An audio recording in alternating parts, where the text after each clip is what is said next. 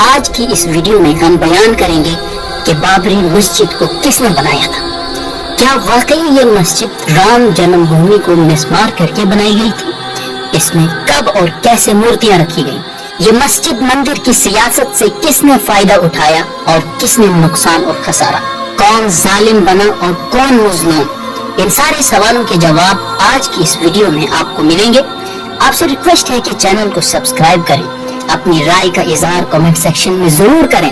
تو چلیے شروع کرتے ہیں۔ معزز دوستو، بابری مسجد ہندوستانی ریاست اتر پردیش ضلع فیض آباد کے ایودھیا میں قائم تھی اور مسلمانوں کے عقیدے کے مطابق یہ تا قیامت مسجد ہی رہے گی۔ اس مسجد کو مغل بادشاہ بابر کے حکم سے اودھ کے ایک گورنر میر باقی نے 1528 عیسوی کو تعمیر کروایا تھا۔ اس کے 3 گنبد تھے۔ مسجد کی چوڑائی اتنی تھی کہ ایک صف میں 120 نمازی نماز پڑھ سکتے تھے۔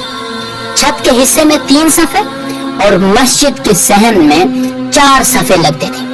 1528 عیسوی سے لے کر 1855 عیسوی تک مسجد میں 5 وقت کی نماز جماعت کے ساتھ ادا ہوتی رہی اور اس عرصے میں مسجد کے متعلق کسی قسم کا کوئی جھگڑا وجود میں نہیں آیا۔ پھر 1855 عیسوی کو انگریزوں نے اپنے سیاسی مفادات کے لیے ہندوؤں اور مسلمانوں کو آپس میں لڑانے کے لیے بابری مسجد کے قضیے کو اٹھایا۔ انہوں نے ایک نجومی کو تیار کیا اور اس کے ہاتھ میں ایک نقشہ تھما دیا۔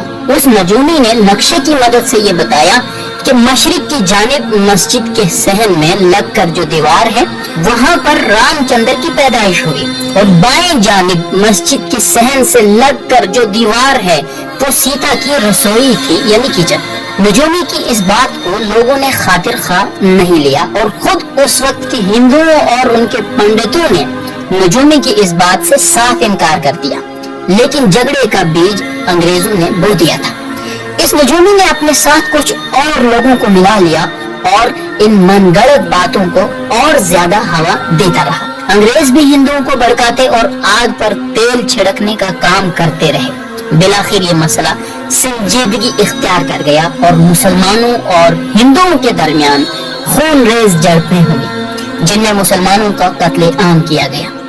مصنف مرزا جان اپنی کتاب حدیقہ شہداء، جو کتاب 1856 عیسوی کو چھپی تھی، لکھتا ہے کہ 1855 عیسوی کو انگریزوں کے اشارے پر ہندوؤں نے ایودھیا کی مسجدوں کو گرانا شروع کیا، یہ کہہ کر کہ ان مسجدوں کو اورنگزیب عالمگیر نے مندروں کو توڑ کر بنایا تھا۔ اس سے وہاں کے مسلمان باشندوں میں بے چینی پیدا ہوئی اور اپنی مسجدوں کو آزاد کرانے کی خاطر اپنی جانوں کی بازی لگانے کے لیے اٹھ کھڑے ہوئے۔ مسلمان بابری مسجد میں جمع ہوئے۔ وہاں الیگزینڈر آر اور جان ہرسی چند ہندو سمیت 1000 کی تعداد کے ساتھ بابری مسجد میں موجود مسلمانوں پر ٹوٹ پڑے۔ مسلمانوں کی تعداد تقریباً 300 تھی، مگر وہ دلیری کے ساتھ لڑتے ہوئے ہندوؤں کو پیچھے ہٹانے میں کامیاب ہو گئے۔ انگریزوں اور ہندوؤں پر مشتمل اس فوج کو جب یقین ہوا کہ وہ مسلمانوں کو میدانی جنگ میں نہیں ہرا سکتے تو مذاکرات کی چال چلی اور حتمی فیصلہ آنے تک جنگ بندی کا اعلان کر دیا۔ مسلمان واپس مسجد میں چلے گئے اور انتظار کرنے لگے، لیکن بے خبری میں ہندوؤں نے اچانک بابری مسجد پر حملہ کر دیا اور مسلمانوں کو سنبھلنے کا موقع بھی نہیں دیا۔ اس دن ان سب نے مل کر مسلمانوں کا بڑی بے دردی کے ساتھ قتل عام کیا۔ انہوں نے مسجد کے ساتھ بے حرمتی کی، قرآن کریم کے نسخوں کو پیروں سے روندا، اس کے بعد مسجد کے صحن میں ہون کیا، سنگ بجایا اور وہیں بیٹھ کر موہن بھوگ کھایا۔ یہ سب تو انگریز کے سائے میں ہو ہی رہا تھا۔ اب صرف یہ کرنا تھا کہ یا تو دوسری مسجدوں کی طرح بابری مسجد کا بھی نام و نشان ختم کرتے یا اسے مندر میں تبدیل کر دیتے، لیکن ایودھیا کے مسلمان اپنی پسپائی اور قتل عام کے باوجود اپنی ایمانی حرارت اور ملی حمیت کو اپنے سینوں میں لگائے ہوئے تھے۔ اس شکست کے بعد انہوں نے مسجد کو ہندوؤں سے خالی کرایا اور پھر اس کی حفاظت کے لیے مذہبی، قانونی، دستاویزی اور عدالتی سطح پر ہندوؤں سے برابر لڑتے رہے۔ انگریز ہندوؤں کی پشت پناہی اور حوصلہ افزائی ضرور کرتے رہے، مگر ان کو جنم استھان کو مسمار کر کے بابری مسجد بنانے کا کوئی مؤثر و مستند ثبوت نہ مل سکا۔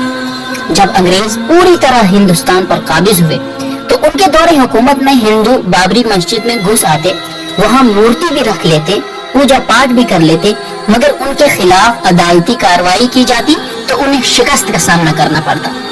اس تنازع کے پہلے مقدمے کی درخواست 30 نومبر 1858 عیسوی کو انگریز کی عدالت میں دائر کی گئی، جس میں یہ بتایا گیا کہ ایک شخص نے مسجد کے اندر منبر و محراب کے پاس مٹی کا ایک چبوترا بنا لیا ہے، اس کے برابر میں ایک گڑھا کھود کر پختہ منڈیر تعمیر کر لی ہے اور اس پر آگ روشن کر کے پوجا اور ہون کیا جاتا ہے۔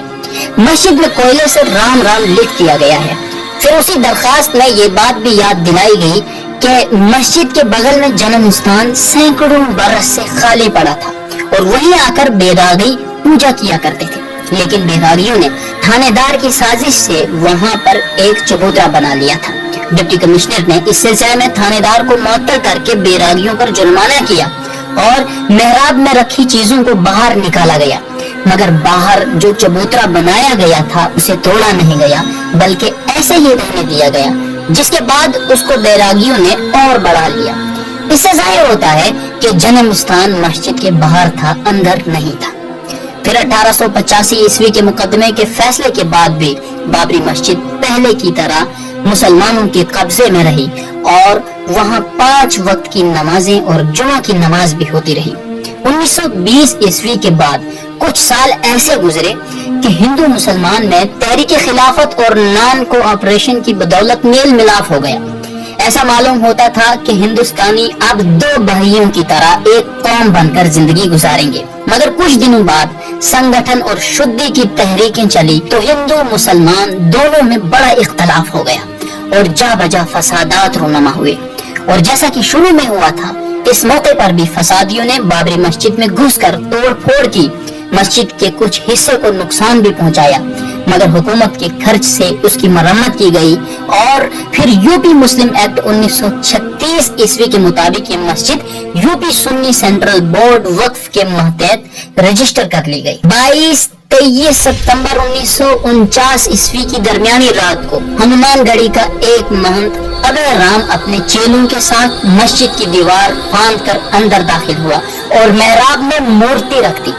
بابری مسجد سے متصل قبروں کو مجموعی طور پر کھودا گیا اور ان قبروں کی جگہ ایک چبوترا بنا لیا گیا۔ اس کے بعد 9 دن تک رامائن کا پاٹ ہوتا رہا اور بھوجن بھنڈار بہت دنوں تک ہوتے رہے، بڑی بڑی سبھائیں ہوتی رہیں، ٹانگوں اور موٹروں پر لاؤڈ اسپیکر کے ذریعے یہ اعلان کروایا گیا کہ رام چندر جی کی پیدائش کی جگہ کو واپس لیا جا رہا ہے۔ اس وقت ماتو پرشاد ایک کانسٹیبل وہاں تعینات تھا، اس نے تھانے میں رپورٹ درج کرائی کہ ابے رام اور اس کے ساتھ 50-60 نامعلوم آدمیوں نے مسجد کے اندر جا کر مورتی رکھ دی ہے۔ اس رپورٹ پر فیض آباد کے سٹی مجسٹریٹ نے مسجد کو سرکار کے قبضے میں لیتے ہوئے دفعہ 145 کے تحت پہلی بار مسجد میں تالا لگا دیا۔ فریقین کے نام نوٹس جاری کر دی کہ اپنے اپنے دعوے کے سلسلے میں ثبوت پیش کریں۔ یہ نوٹس 16 جنوری 1950 عیسوی کو جاری ہوا۔ اس کے ساتھ سٹی مجسٹریٹ نے جائے وقوع پر فیض آباد میونسپل کارپوریشن کے چیئرمین کو ریسیور مقرر کر دیا، جس کی یہ ذمہ داری تھی کہ وہ اس بات کو یقینی بنائے کہ وہاں پر نہ پوجا ہو اور نہ ہی نماز پڑھی جائے۔ اس سلسلے میں مہاتما گاندھی کے ساتھ رہنے والے شری اکشے کمار برہمچاری اپنے اس خط میں لکھتے ہیں جو انہوں نے اس وقت کے یوپی کے ہوم منسٹر لال بہادر شاستری کو لکھا تھا کہ دفعہ 144 کے باوجود سرکاری اجازت کے بغیر ہندوؤں کے بڑے بڑے جلوس نکلتے رہے، جلسے ہوتے رہے، بابری مسجد میں پوجا پاٹ جاری رہی۔ دفعہ 144 کی پابندی صرف مسلمانوں کے لیے تھی، جس کی وجہ سے وہ بابری مسجد میں نماز پڑھنے سے روک دیے گئے۔ وہ لکھتے ہیں کہ اس سے پہلے 4 فرقہ وارانہ فسادات فیض آباد میں ہو چکے ہیں، جن میں مسلمانوں کو جانی و مالی نقصانات برداشت کرنے پڑے ہیں، لیکن گورنمنٹ کی جانب سے کوئی کارروائی نہیں کی گئی۔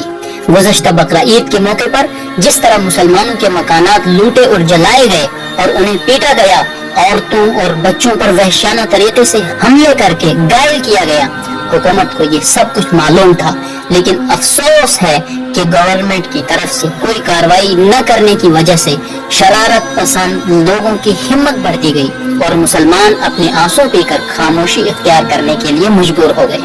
شری اکشے کمار برہمچاری اپنے خط میں آگے لکھتے ہیں کہ آج اجودھیا میں مسلمانوں میں بہت زیادہ خوف و ہراس طاری ہے اور ان میں سے بہت سارے لوگوں نے اپنی عورتوں اور بچوں کو اپنے رشتہ داروں کے پاس بھیج دیا ہے اور کچھ لوگ اپنے خاندان سمیت ترک وطن کر چکے ہیں۔ اجودھیا کے مسلمانوں پر یہ دباؤ ڈالا جا رہا ہے کہ وہ اعلان کریں کہ بابری مسجد ہندوؤں کا مندر ہے۔ 1 جون 1950 عیسوی کو بابری مسجد کیس کے سلسلے میں فیض آباد کے ایس پی کرپال سنگھ نے اپنا جواب داخل کرایا، جس میں انہوں نے کورٹ کو صاف لفظوں میں بتایا کہ یہ زمانہ قدیم سے بابری مسجد ہے اور اس میں ہمیشہ سے مسلمان نماز پڑھتے آئے ہیں، ہندوؤں کا اس سے کوئی واسطہ اور سروکار نہیں ہے۔ 24 اپریل 1950 عیسوی کو فیض آباد کے deputy commissioner J N Ugra نے فیض آباد کی سول جج کی عدالت میں ایک حلف نامہ داخل کیا، جس میں انہوں نے بہت ساری چیزوں سے پردہ اٹھانے کے بعد بتایا کہ یہ ہمیشہ سے مسجد رہی ہے، یہاں پر مندر کبھی تھا ہی نہیں۔ لیکن فاضل جج نے ان سرکاری بیانات کو نظر انداز کر دیا اور اپنے فیصلے میں یہ ظاہر کیا کہ اس مسجد میں پوجا ہوتی رہی ہے، اس لیے کہ وہاں مورتیاں موجود ہیں۔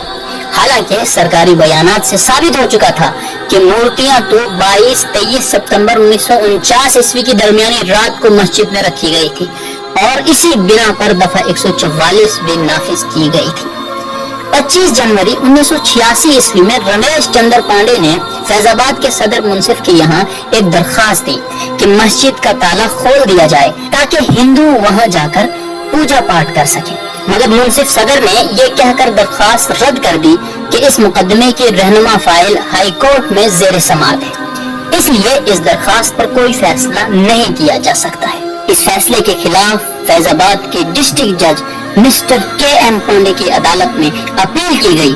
انہوں نے 1 فروری 1986 عیسوی کو یہ فیصلہ سنایا کہ ضلع انتظامیہ اس مسجد کا تالا کھول دے اور ہندوؤں کو وہاں پوجا پاٹ کرنے کی اجازت دے دی جائے۔ بابری مسجد کا تالا کھول دیا گیا تو ہزاروں ہندو پوجا پاٹ کے لیے مسجد میں داخل ہو گئے۔ یہ منظر ٹیلی ویژن پر دکھایا گیا۔ پوری ریاست میں ہندوؤں نے خوشیاں منائی اور مسلمانوں نے اپنے گھروں میں غم میں سیاہ جھنڈے لہرائے۔ بابری مسجد کو مندر بنا دینے پر پورے ملک میں مسلمانوں میں بڑی بے چینی پیدا ہوئی۔ 30 اپریل 1986 عیسوی کو یوم احتجاج منایا گیا تو ہزاروں کی تعداد میں مسلمان گھروں سے جیل جانے کے لیے نکل پڑے۔ بارہ بنکی میں مسلمانوں اور پولیس اہلکاروں کے درمیان خونریز تصادم ہوا، جس میں 14 افراد گولیوں کا نشانہ بنے۔ یو پی حکومت کی طرف سے یہ بیان شائع ہوا کہ فروری سے اگست 1986 عیسوی تک ریاست میں بابری کے سلسلے میں 45 ہندو مسلمان دنگے ہوئے۔ یہ بیان بی بی سی سے بھی براڈ کاسٹ ہوا۔ پھر 1999 عیسوی کو وشو ہندو پریشد نے مسجد سے ملحقہ زمین پر رام مندر کی بنیاد رکھ دی۔ 1990 عیسوی کو وشو ہندو پریشد کے حامیوں نے مسجد کو جزوی طور پر نقصان پہنچایا۔ 1991 عیسوی کو ریاست اتر پردیش میں بی جے پی کی حکومت قائم ہوئی۔ 6 دسمبر 1992 عیسوی کو وشو ہندو پریشد کے حامیوں نے بابری مسجد کو شہید کر دیا، جس کے نتیجے میں ہندو مسلم فسادات ہوئے تو 3000 افراد ہلاک ہوئے۔ اب ظاہری طور پر مسجد کا کوئی نام و نشان نہیں تھا، لیکن مسلمان اپنا مقدمہ عدالت میں لڑتے رہے اور اپریل 2002 عیسوی کو مسجد کی زمین کی ملکیت کے بارے میں مقدمے کی سماعت شروع ہوئی۔ جنوری 2023 عیسوی کو عدالت نے آثار قدیمہ کے ماہرین کو یہ حکم دیا کہ وہ مسجد کی جگہ کا جائزہ لیں۔ آثار قدیمہ کے ماہرین نے اپنی جانچ شروع کر دی۔ اگست 2003 عیسوی کو ماہرین آثار قدیمہ کی جانب سے یہ اعلان کیا گیا کہ مسجد کے نیچے مندر کی موجودگی کے شواہد ملے ہیں۔ ستمبر 2003 عیسوی کو عدالت کی طرف سے بابری مسجد کے انہدام پر اکسانے کے الزام میں 7 ہندو رہنماؤں پر مقدمہ چلانے کا فیصلہ کیا۔ اکتوبر 2003 عیسوی کو مسلم تنظیموں کی جانب سے ماہرین آثار قدیمہ کی رپورٹ کو مکمل طور پر مسترد کرنے کا مطالبہ کیا گیا۔ اکتوبر 2010 عیسوی کو الہ آباد ہائی کورٹ نے اپنے فیصلے میں بابری مسجد کی زیادہ تر زمین ہندوؤں کے 2 فریقوں کو دے دی ताहम साबका मस्जिद की जमीन के 1/3 हिस्से पर मस्जिद की तामीर की गुंजाइश रखी। 10 नवंबर 2019 को सुप्रीम कोर्ट ने बाबरी मस्जिद के बारे में तमाम शवाहिद कबूल कर लिए। फिर भी हिंदुस्तानी जमहूरियत से इनकार करते हुए बाबरी मस्जिद की सरजमीन को अकीदे की बुनियाद पर हिंदुओं के हवाले कर दिया गया। 5 अगस्त 2020 ईस्वी को वजीर आजम नरेंद्र मोदी के हाथों राम मंदिर के लिए संग बुनियाद रखा गया। दोस्तों, उम्मीद करते हैं कि आपको ये वीडियो पसंद आई होगी। इस वीडियो को ज्यादा से ज्यादा लोगों तक शेयर करें, चैनल को सब्सक्राइब करें